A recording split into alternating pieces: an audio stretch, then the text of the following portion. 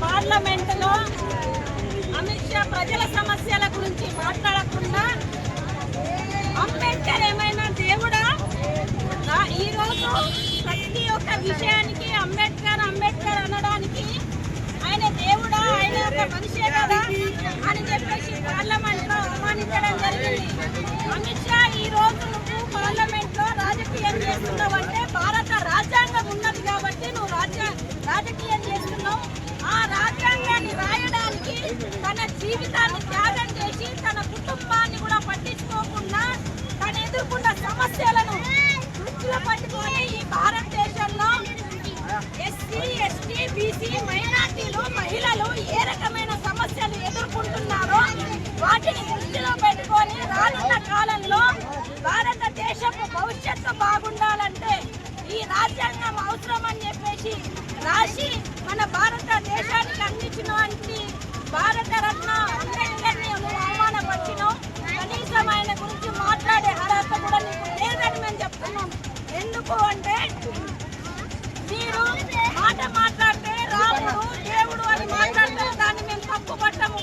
కానీ మీరు ఎక్కడైతే ఉన్నారో, ఎక్కడైతే మీ ముఖ్యమంత్రులు ఉన్నారో, ఎమ్మెల్యేలు, ఎంపీలు ఉన్నారో అక్కడక్కడ అనేక మహిళలపై అత్యాచారాలు, దాడులు విపరీతంగా పెరిగినాయి.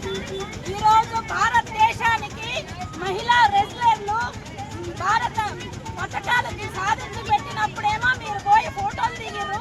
అదే మహిళలు బీజేపీ ఎంపీ ఎవరైతే లైంగిక వేధింపులకు గురి చేస్తున్నారన్నప్పుడు మీరు మాట్లాడడానికి కూడా మీకు మాటలు రాలేవు. అట్లాగే మణిపూర్లో మహిళలని నగ్నంగా ఊరేగింపు చేస్తే కనీసం మీరు స్పందించలేరు.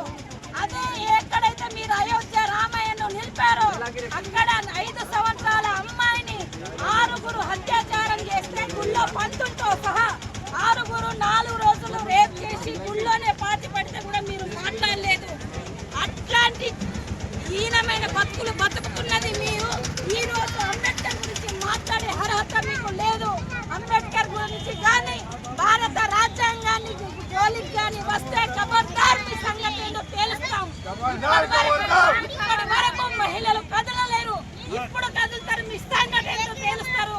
నోరు అదుపులో పెట్టుకొని ఇంకొకసారి అంబేద్కర్ గారి గురించి కానీ భారత రాజ్యాంగం గురించి కానీ మాట్లాడే అర్హత మీకు లేదని చెప్పేసి హెచ్చరిస్తా ఉన్నాం మహిళా సంఘంగా.